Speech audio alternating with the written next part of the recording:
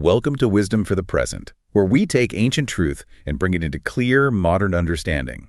This episode uses AI-generated narration based on human-researched and written material. Glad to be here for another deep dive. So I want you to imagine witnessing literally the greatest miracle in human history, like an ocean literally splitting in half right in front of you, just to save your life. Right, the ultimate rescue operation. Exactly. You walk through on dry land, the waters crash down on your oppressors behind you, and you are finally, undeniably free. It's at the peak cinematic moment. It really is. But, so here is the question. How long do you think it would take for you to forget that massive miracle, completely lose your mind, and then accuse your savior of trying to murder you? Oh, man. Like a year, a decade. Well, for the Israelites walking into the desert, it took exactly 30 days. Which is just a staggering timeline when you really step back and look at, 30 days. It's wild. It really is. Because, we tend to view freedom as this arrival point, like it's the climax of the story. A happily ever after. Right, exactly. But stepping onto that opposite shore of the Red Sea, that wasn't the end of the journey. It was actually the abrupt, really harsh beginning of an entirely new kind of struggle. Because breaking out of physical bondage, that was just step one. Yeah. Surviving the psychological and, honestly, the spiritual wilderness of that newfound freedom, that was going to be the real crucible. And that transition from the sheer adrenaline high of this miraculous escape to the brutal, mundane reality of just putting one foot in front of the other in a literal wasteland, that is exactly where we find ourselves in the source material today. It's a harsh pivot. It is. We're doing a deep dive into Exodus, chapters 16 through 18. And, the geographical and historical context here is just incredibly important to understand. Right. The setting is everything here. So the Israelites, they've moved away from the sea. They are now trekking through what is called the wilderness of sin. Yeah. And that's not sin like moral failure. Just to clarify for everyone. Right. It's just the name of the region. It's this vast, totally unforgiving desert tract situated between the oasis of Elim and Mount Sinai. And the text gives us a very specific timestamp. It does, which is rare, actually. Yeah, it says it is the 15th day of the second month since they marched out of Egypt. And see, that date is doing a lot of heavy lifting in the narrative because, they left Egypt on the 15th day of the first month. So exactly 1 month. Exactly. They have been walking for exactly 30 days. And historical context tells us that a massive migrating group like this, they would have carried about a month's worth of provisions. Okay, wow. That math really checks out then. Yeah, it's brutal and unavoidable. They had flour, dough bound up in their cloaks, whatever they could realistically carry on their backs or on their pack animals. But at 30 days... it's gone. It is entirely gone. The provisions have completely run out. So the honeymoon phase of liberation is officially over, and the grim biological reality of starvation is setting in. And the reaction from the people is just instantaneous. Right. Like the entire congregation turns on Moses as brother Aaron. They turn hard. They really do. The text uses this word, they begin murmuring, which honestly feels like a very polite, almost sanitized word for what is essentially a massive, panicked mob uprising. Right. Murmuring sounds like people grumbling in line at a coffee shop. This was a riot. Exactly. And the specific complaint they level against their leaders is wild. They say, "We wish that we had died by the Lord's hand in the land of Egypt, when we sat by the meat pots, when we ate our fill of bread, for you have brought us out into this wilderness to kill this whole assembly with hunger." Just the human mind under extreme stress is a fascinating, terrifying thing. It really is. Notice what is happening here psychologically with them.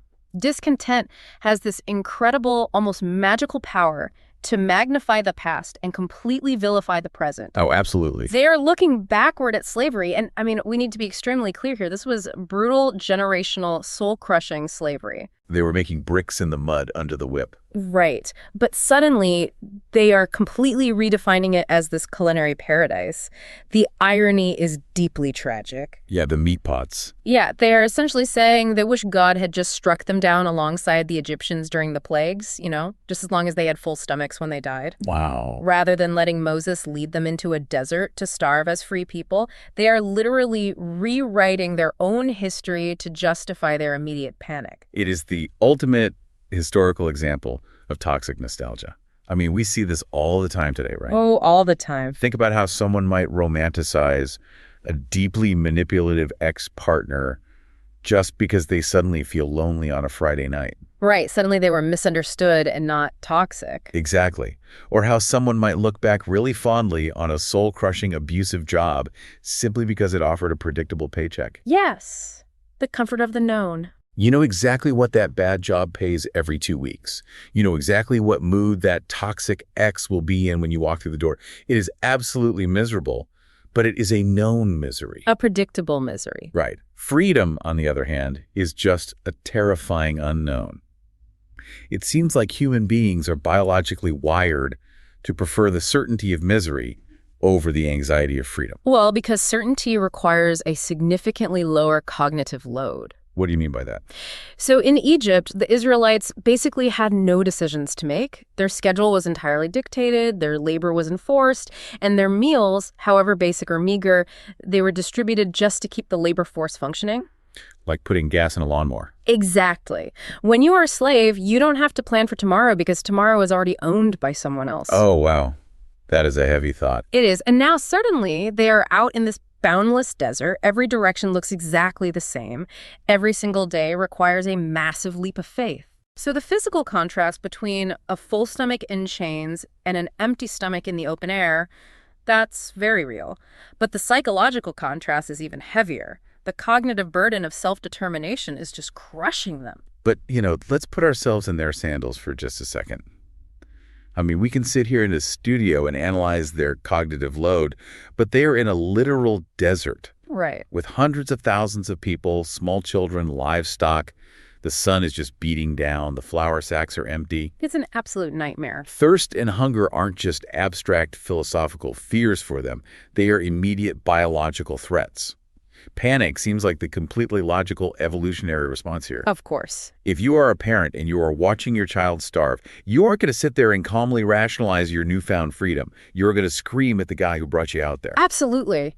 And the text doesn't shy away from the intense biological reality of their situation at all. The threat was existential. It was life or death. But what is so remarkable, really, is God's response to this panic. Because if we view this through the lens of ancient deities, like how gods usually act in ancient literature, the expected response to a massive, ungrateful rebellion would be a lightning bolt. Right. You complained, you get smitten. Exactly. It would be immediate and violent punishment for their lack of faith and their insolence. But that is not what happens here. No, not at all. Instead of punishment, God responds with provision. He tells Moses, I will rain bread from the sky for you. Which is just an insane promise. It is. And that very evening, immense flocks of quail fly up and cover the entire camp, providing this massive amount of meat. And then the next morning, when the dew burns off the desert floor, it leaves behind this strange substance. The text calls it a small, round thing, as small as the frost on the ground. Right. And the people walk out of their tents, they look at the ground, and they say to each other in Hebrew, manhu, which literally translates to, what is it? And that bewildered question just becomes the permanent name of the food, manna. It's hilarious, honestly. They are literally eating, for 40 years. Yeah, they never really figure it out. And there's been so much historical debate over what this actually was, right? Yeah. Like some ancient historians and botanists point out that in the Sinai Peninsula, there is a specific species of tamarisk tree. Oh, right, the sap theory. Yeah. This tree apparently secretes a sweet juice when it gets punctured by insects in the hot weather. And it forms these small, round, white grains that supposedly taste like honey. Which is a really fascinating natural phenomenon for sure, but it doesn't quite align with the full description we get in the text. Really? How so? Well, the natural tamarisk sap melts in the heat, yes, which matches. Yeah. But you cannot grind tree sap in a mortar. You can't bake it into cakes or boil it like flour. Oh, that's a good point. Sap would just turn into a sticky mess. Exactly. The manna described in Exodus possessed the structural properties of actual grain. It could be processed, baked, and boiled, yet it still tasted like wafers made with honey. More importantly, though, it arrived in immense, just impossible quantities. Enough to sustain a massive wandering nation every single morning out in the open desert plains. Not just under a few specific trees. Right. It is presented as a profound supernatural provision. But, and this is crucial, this bread from the sky comes with a very specific, deeply challenging condition. Always a catch. Always. The Lord specifically says, the people shall go out and gather a day's portion every day, that I may test them, whether they will walk in my law or not. A day's portion? Yeah, they're instructed to gather an omer, which is roughly 2 liters per person. And Moses is incredibly explicit about the rule. He says, let no one leave any of it over until the morning. And this is just a profound psychological test. Why do you say that? Because God is deliberately forcing an entire population to live hand to mouth. He is dismantling the scarcity mindset that they developed over generations of slavery. By only providing enough for a single day, he is demanding that they rest satisfied with the provision of the present moment. They have to depend entirely on his faithfulness for tomorrow. That is so hard to do. It is. Look at the broader human condition. I mean, humanity is tied to the earth. We plant, we harvest, we store grain in silos. We derive our entire sense of security from what we have hoarded against the unpredictable future. We want a full pantry. Exactly. But here, that illusion of control is completely stripped away. The food literally falls from the sky and it cannot be stored. They have to completely surrender to a daily rhythm of trust. Which, I mean, that is completely counterintuitive to human survival instincts, especially for people who are fresh out of trauma. Yes. Trauma changes how you interact with resources. Right. Think about anyone who has lived through severe poverty or systemic deprivation. The instinct to hoard isn't greed. It's a desperate trauma response. Exactly. You hide food. You stash resources under the mattress. You just never know when the supply will get cut off.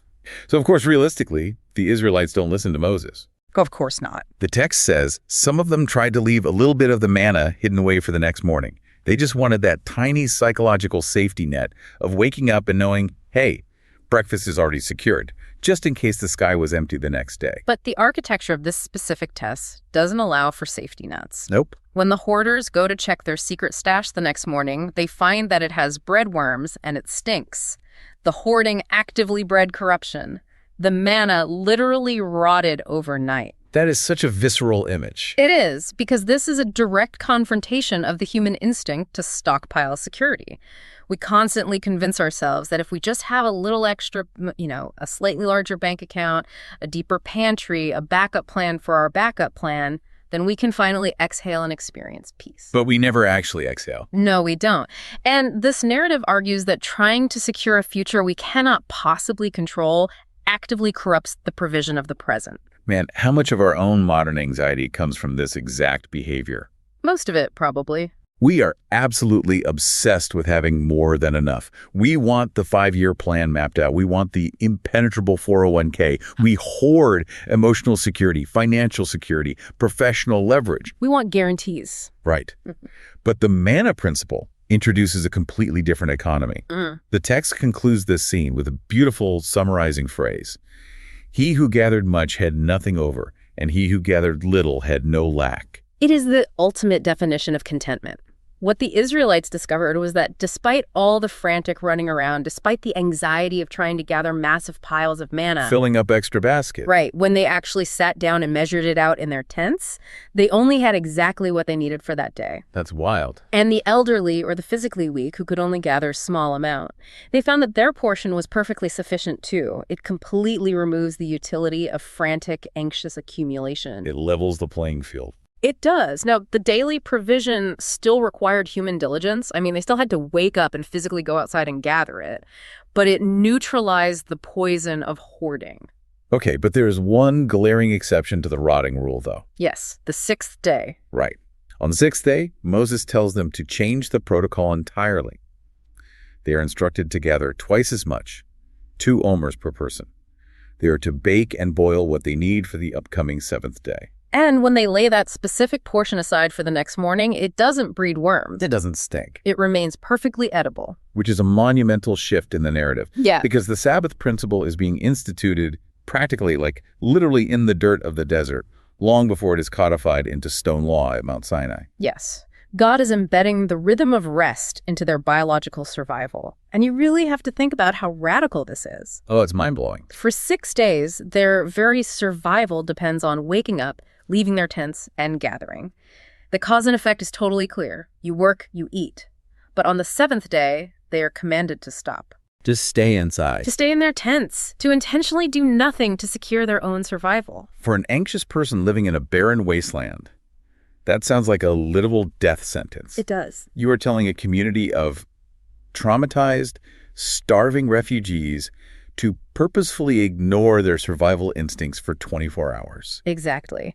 Because rest in this framework is not just a polite suggestion for physical recovery. It's not just taking a nap. It is an act of radical, terrifying trust. Yeah. You are choosing to believe that the world will not fall apart, that your family will not starve if you take your hands off the steering wheel for a single day. You are trusting that the universe is being held together by something greater than your own relentless labor.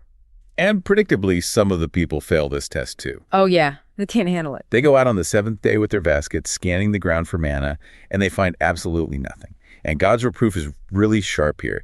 He says, "How long do you refuse to keep my commandments and my laws?" See, this is a total deprogramming of their Egyptian identity. Say more about that. Well, in Egypt, you were a slave. Yes. Your entire human value was intrinsically tied to your daily brick production. Your quota. Exactly. Yeah. You never stopped making bricks because the moment you stopped producing, you stopped having worth. You were disposable. Right. Out here in the wilderness, God is completely shattering that equation. He is essentially saying your survival and your value are not solely dependent on your endless labor. I am the provider. You are allowed to exist without producing.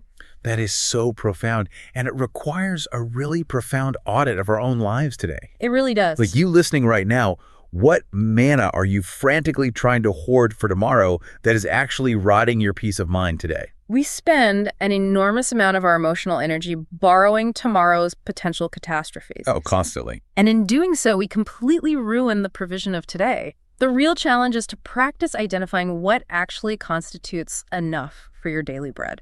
Whether that is enough work, enough money, or even enough validation from other people. Yes. And then to practice true rest, a literal Sabbath, to step away from the machinery of your own life and just trust that everything won't collapse just because you stopped pushing it for a day. But, extreme physical deprivation isn't something you can just solve with a single mindset shift. No, it's an ongoing battle. Right. Because just as they start getting used to the daily rhythm of the manna, the environment of the Sinai throws a much more acute, immediate crisis at them. The water runs out. Exactly. They pack up the camp. They are journeying from the wilderness of sin, literally following the pillar of cloud, and they arrive at a place called Rephidim. And there is absolutely no water. Now, a shrinking pantry causes chronic anxiety. We talked about that. But a complete lack of water in the deep desert, that causes immediate madness. Yeah, that's a whole different level of panic. Dehydration accelerates the breakdown of social order much faster than hunger does. And the text notes a truly terrifying detail here. They were journeying according to the commandment of the Lord. Oh, man. They were doing what they were told. Exactly. They were following the divine GPS. They were doing exactly what they were supposed to do, and obedience led them straight into a dry, lethal valley. And the thirst is violent. The text uses a very specific Hebrew word for their reaction. They quarreled with Moses. Right, this isn't just murmuring anymore. No, this isn't the complaining we saw in the previous chapter. This implies a physical, almost legal confrontation. They form a mob. They step to Moses and they demand, "Give us water that we may drink." It's aggressive. And they hurl that exact same accusation again. "Why have you brought us up out of Egypt to kill us, our children, and our livestock with thirst?"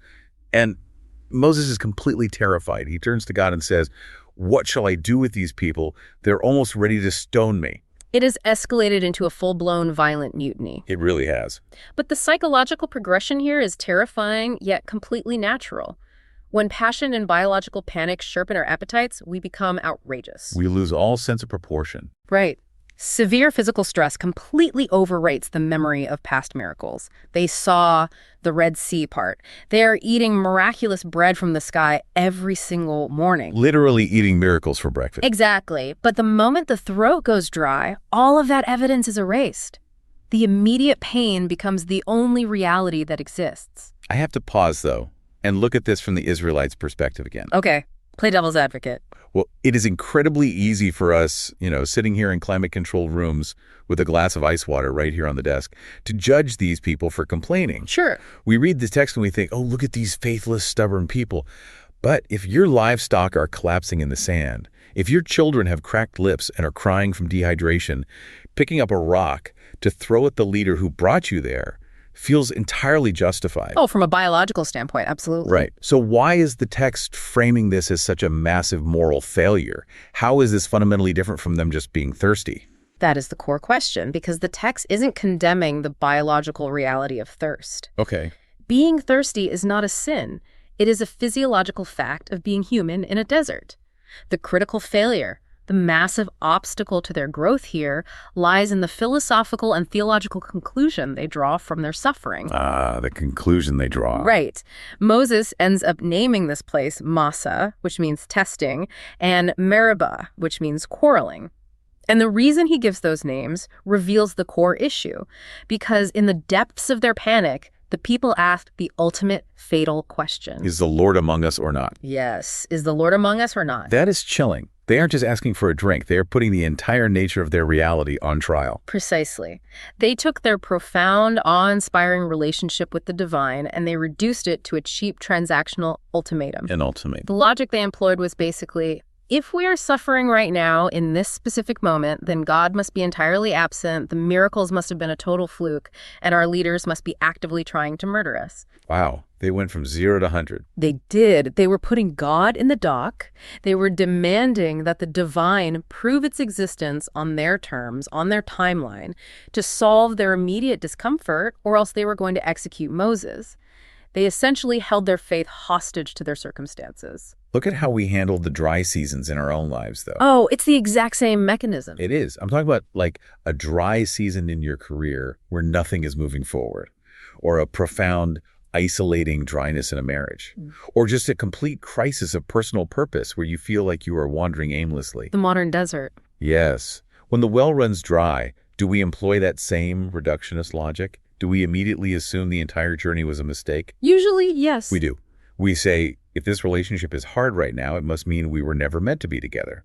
Or if this career path is stressful, it must mean I made the wrong choice. We turn on the people leading us. We turn on our partners. We totally do. Yeah. We decide that if we are experiencing pain, all of our past convictions and past successes must have been a lie.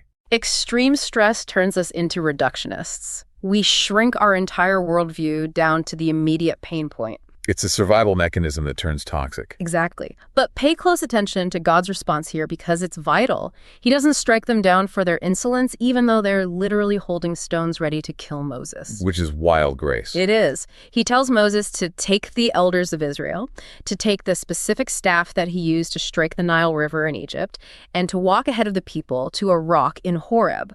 And God says, "Behold, I will stand before you there on the rock. You shall strike the rock, and water will come out of it, that the people may drink." And other ancient texts, like the Psalms, they describe what happens next not as a slow trickle, but as a fountain of waters. A literal river. Streams and rivers bursting out of solid flint, flowing through the camp, bringing this immediate, overwhelming relief. The rock at Horeb becomes one of the most enduring symbols across multiple wisdom traditions.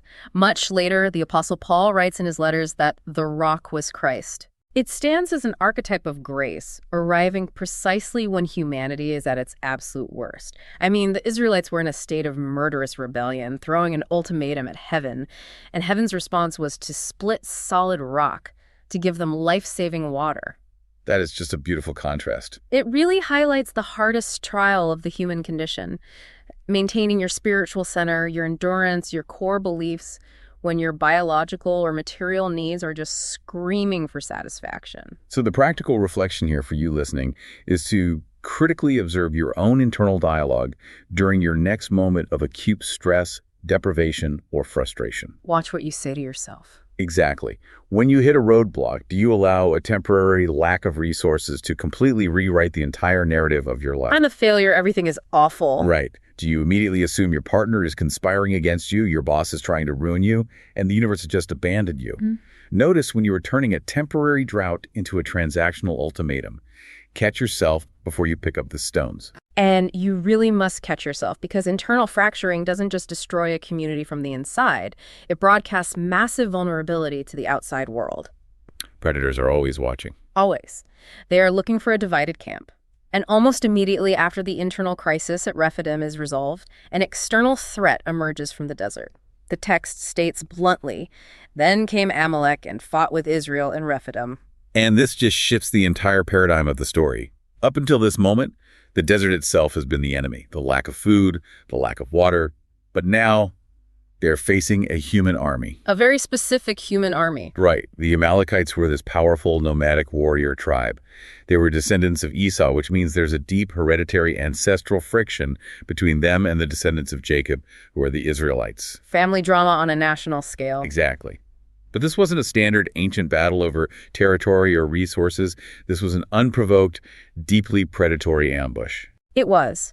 The historical context of ancient Near Eastern warfare makes Amalek's actions particularly vile. Later texts, specifically in Deuteronomy, recount exactly how Amalek attacked. They didn't just line up on a battlefield. No, they didn't meet the Israelite army face to face on an open plain. They waited until the Israelites were exhausted and strung out along the trail, and they basically attacked the rear of the camp. The most vulnerable spot. Yes. They targeted the stragglers, the faint, the weary, the sick, the elderly, and the completely defenseless. It was an act of profound cowardice and pure malice. And it forces a massive evolution for the Israelites. Because think back to the Red Sea. When the Egyptian army was bearing down on them, Moses told the terrified people, "The Lord will fight for you, and you have only to be silent." They didn't have to lift a finger. Right. They didn't lift a single weapon against Egypt. God did all the fighting. But now, stepping into the maturity of their freedom, they are required to bestir themselves. They have to pick up the sword. They have to fight their own battle. So Moses turns to a young man named Joshua. And this is actually the very first time Joshua's name appears in the biblical narrative. His big debut. It is. And Moses says, "Choose men for us and go out to fight with Amalek. Tomorrow I will stand on the top of the hill with God's rod in my hand."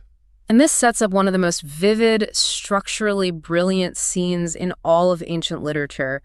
The narrative literally splits into two distinct but deeply connected locations. I love this imagery. It's so cinematic. Down in the dusty valley, you have Joshua and his chosen men engaged in brutal, hand-to-hand, bloody combat with the Amalekite raiders. And then, up on the hill overlooking the battlefield, you have Moses, accompanied by his brother Aaron and a man named Hur. And the text reveals a direct, mysterious physical correlation between the two locations. Yes. Whenever Moses holds up his hand with the staff, Israel prevails in the valley. But whenever he lets his hand down, Amalek prevails. I always picture this like a deep-sea diver and the crow up on the boat. Oh, that's a great analogy. Joshua is down in the dark, crushing pressure of the water, physically fighting off a shark with a knife. He is doing the terrifying, visceral work. But if Moses, Aaron, and Hur aren't up on the boat, carefully managing the oxygen line and the tether, Joshua suffocates and dies. Exactly. Yeah. And we have this massive cultural tendency to exclusively celebrate the person swinging the sword. We build statues of the warrior in the valley, but we completely ignore the people on the hill who are holding up the arms that kept the oxygen flowing. Because it completely shatters the myth of the solo victor. And the modern world is just completely obsessed with the narrative of the self-made hero. Oh, totally. The hustle culture. Right. We idolize the visionary startup founder, the standalone creative genius, the invincible athlete. We buy into this delusion that greatness is an isolated achievement. But this text strips that away entirely.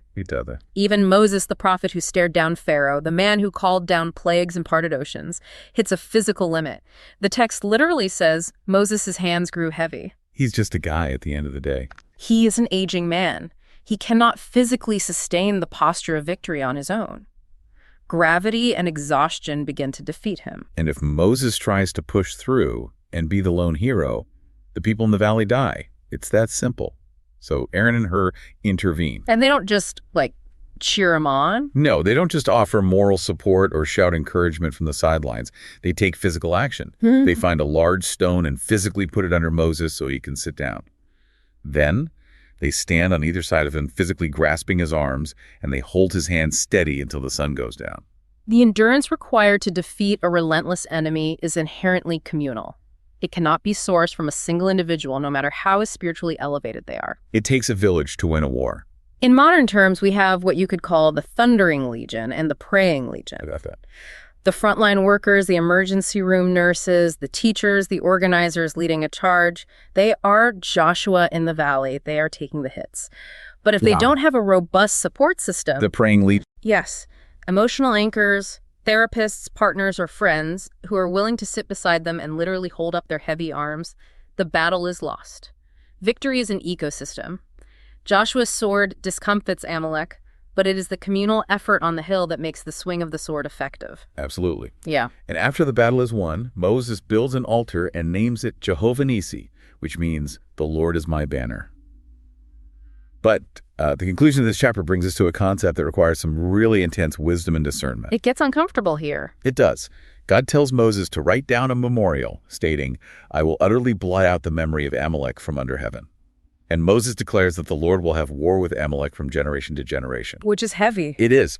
As modern readers, commands of total warfare, of utterly eradicating a group of people, that sounds deeply unethical. It completely bristles against our modern sensibilities of justice and mercy. It absolutely does, and we cannot simply gloss over the violence of that decree. We can't pretend it's not jarring, but to extract the enduring wisdom from this passage, we have to contextualize it within the ancient sociopolitical framework and then elevate it to a psychological and spiritual archetype.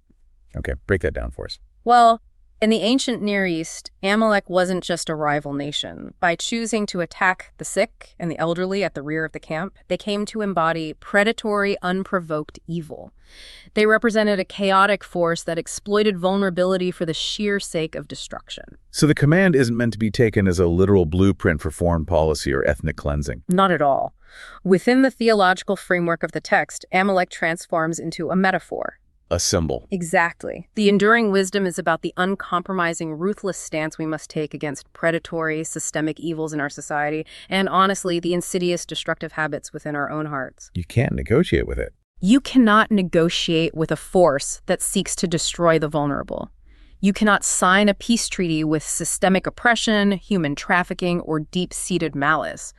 Those forces must be entirely rooted out, fought from generation to generation without giving them any quarter. You don't try to reason with the cancer. You don't find a compromise with the tumor. You eradicate it. Exactly. So think about your own life right now. First, identify your Amalek. What is the predatory habit, the toxic relationship, or the systemic issue that you need to stop negotiating with and uncompromisingly fight? Stop making truces with things that are killing you. Exactly. And second, identify your Aaron and her. Who are the specific people in your life that you allow to see your exhaustion? When you are leading a difficult charge and your arms grow heavy, who is actually standing next to you to hold them up? And critically, look around. Whose arms are you currently holding up? Because if you try to stand on that hill alone, you will eventually collapse. It's inevitable. Which actually transitions us perfectly into a different, much more subtle kind of threat. Oh, this is such a good pivot. Moses survives the literal swords of the Amalekites in chapter 17. But in the very next scene, chapter 18, we watch him slowly being destroyed by his own calendar. Which is the most relatable thing ever. He has survived the battlefield, but he is about to be completely defeated by administrative burnout. It is the most mundane, corporate-sounding threat, but it is utterly devastating. Let's establish who is entering the story here. Moses receives a visitor. His father-in-law, Jethro, who is a Midianite priest. The father-in-law arrives. Yes. And Jethro brings with him Moses' wife, Zipporah, and their 2 sons, who had been sent away earlier for their safety. And the names of Moses' sons are essentially walking journals of his life. They tell his whole story? They do. The first is Gershom, which means I have been a foreigner in foreign land. The second is Eliezer, which means the God of my father was my help and delivered me from the sword of Pharaoh. Those names are literal physical memorials to trauma and deliverance. And the reunion between Moses and Jethro is deeply moving. They bow, they kiss, they ask about each other's welfare, and they go into the tent. Just catching up. Right. Moses recounts the entire epic saga, the plagues, the Red Sea, the manna, the Amalekites. And Jethro, who is a Midianite, meaning he is an outsider to the covenant of Israel, he rejoices. He gets it. He does. He declares, "Blessed be the Lord who has delivered you out of the hand of the Egyptians." He even offers burnt offerings and sacrifices to God, and Aaron and all the elders of Israel come to eat bread with him. It is a stunning picture of cross-cultural ecumenical fellowship. Jethro recognizes the divine at work, even though he is not an Israelite. It's a beautiful family reunion. It is. But the very next morning, the reality of Moses' daily life just resumes. Moses goes to work. Jethro stands off to the side and just observes his son-in-law. And the text paints a picture of absolute administrative chaos. It's a nightmare. Moses sits down to judge the people, and the people stand around him from the morning until the evening. Like, imagine a line of disgruntled people stretching out of the tent over the sand dunes, disappearing into the horizon. The DMV in the desert. Literally. Hundreds of thousands of people bringing every single dispute, every stolen sheep, every argument over a broken tent peg, every minor domestic squabble to one single man. It is a profound illustration of the limits of one human being. Jethro watches this grueling, endless procession, and he pulls Moses aside to give him a blunt, paradigm-shifting assessment. I love Jethro. He asks, "What is this thing that you are doing for the people? Why do you sit alone and all the people stand around you from morning till evening?" And Moses immediately gets defensive. How typical. Right. He justifies his micromanagement. He says, because the people come to me to inquire of God. When they have a dispute, they come to me and I decide between one person and another and I make them know the statutes of God. Moses truly believes he is being faithful here. He equates his endless suffering and exhaustion with devotion. But Jethro just cuts right through that martyrdom. He says, the thing that you are doing is not good, which is a wild thing to say to the guy who literally talks to God. It's so bold. Jethro diagnoses the problem perfectly. You and the people with you will certainly wear yourselves out, for the thing is too heavy for you. You are not able to perform it alone. Jethro is identifying a classic case of overfunctioning. Moses has become the ultimate bottleneck. His desire to personally oversee every single detail is not only physically destroying him, it is actively harming the people. How so? Well, the administration of justice has become incredibly tiresome for the community because they have to stand in the hot sun all day just to get a minor dispute settled. Justice delayed is justice denied, essentially. But hold on, let's look at this from the perspective of an Israelite in that line. Okay. Moses is the conduit to the divine. He is the guy with the glowing staff who parted the ocean. If I have a serious dispute with my neighbor over a stolen flock of sheep, I don't want my case handed off to some newly appointed middle manager. You want to talk to the CEO. I want the prophet. Isn't it incredibly risky for Moses to delegate divine justice to regular guys? Doesn't the vision get diluted? That is the exact fear that drives founder syndrome and toxic micromanagement. Yeah. We convince ourselves that no one else can hold the vision or execute the task with the same purity that we can. But Jethro's brilliance lies in the specific architecture he proposes and the rigorous qualifications he demands. He has a plan. He does. Mm. Jethro tells Moses to redefine his role. Moses needs to be the visionary. He should stand before God for the people, and he should teach them the statutes and the laws globally. He needs to set the culture. Big picture stuff. Exactly. But for the day-to-day operations, Jethro says, look for able men from all the people, men who fear God, who are trustworthy and hate a bribe. He essentially invents a scalable corporate hierarchy in the Bronze Age. He tells Moses to place these qualified men over the people as commanders of thousands, of hundreds, of fifties, and of tens. It's a decentralized judicial system, but look closely at the criteria: ability, piety, truthfulness, and an absolute hatred of unjust gain. They must be incorruptible. That's a high bar. It is. Jethro is forcing Moses to distinguish between the great matters and the small matters. Moses needs to handle the truly unprecedented, monumental cases that require prophetic insight.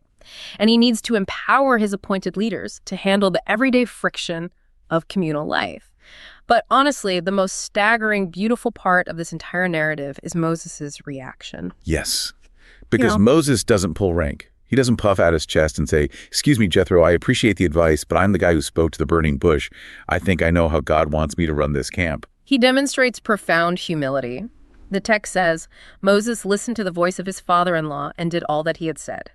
He dismantles his own hero complex. He actively surrenders his monopoly on authority and empowers others to lead alongside him. Think about how desperately we need this wisdom today. Oh, everywhere. Whether you are the CEO of a startup, a community organizer, a church leader, or even a parent managing a household, there is this dangerous, seductive temptation to believe that you are utterly indispensable. We want to be needed. We overfunction. We wear our exhaustion like a badge of honor. We think that doing everything ourselves, being the martyr who answers emails from dawn until midnight, is a sign of ultimate competence. But Jethro calls it exactly what it is: a path to mutual decay. You will certainly wear yourselves out. When you refuse to delegate, you aren't just hurting your own physical and mental health. You are actively stunting the growth of the people around you. You become a ceiling. You become a ceiling to their potential. By hoarding the responsibility, you deny others the opportunity to step up, develop their skills, and contribute. And notice the beautiful comparative irony in the text regarding where this wisdom originates. Right. The Israelites, who experienced all the miracles firsthand, are constantly complaining, hoarding manna, and threatening to stone their leader. Yet Jethro, a Gentile outsider, walks into the camp, listens to the story, blesses God, and provides the structural wisdom that literally saves the entire nation from collapsing under its own administrative weight.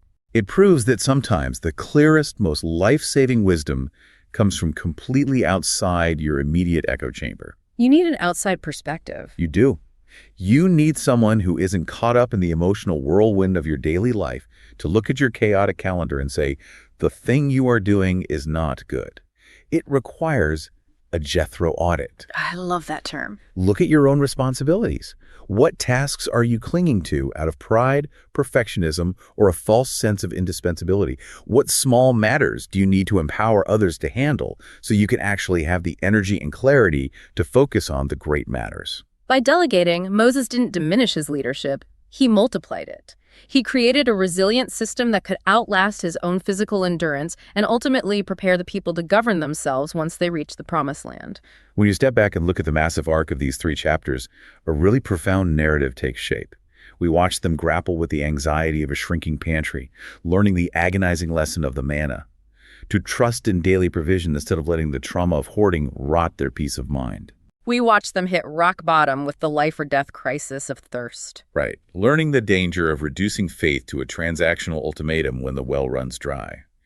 We stood on the hill overlooking the Amalekite battlefield, realizing that surviving predatory attacks requires a community willing to hold up the heavy arms of the exhausted. And finally, we sat in the tent with Jethro, learning the vital humility required to delegate, dismantle the hero complex, and share the burden of leadership. If you synthesize all of these experiences, you realize that the wilderness was never just a geographical location on a map between Egypt and Canaan. It was so much more. The desert was a curriculum. It was a brutal, necessary crucible designed to systematically burn away the slave mentality. Right. The Israelites had to unlearn the hoarding instincts of the oppressed. They had to unlearn the panic of the powerless. They had to grow up. They had to learn how to fight their own battles, how to trust without seeing the stockpile, and how to organize and govern themselves as free people. So if you look at the difficulties in your own life right now, the friction, the exhaustion, the dry seasons, it is worth asking a difficult question. What's the question? Are these struggles a sign that you are lost, or are they the exact wilderness curriculum you need to shed your old habits? Perhaps the intense pressure you are feeling isn't a punishment, but the exact process required to make you capable of handling your future freedom. That's the heart of this section. This is wisdom for the present, where understanding leads to clarity, and clarity shapes how we see and live. We'll see you in the next episode.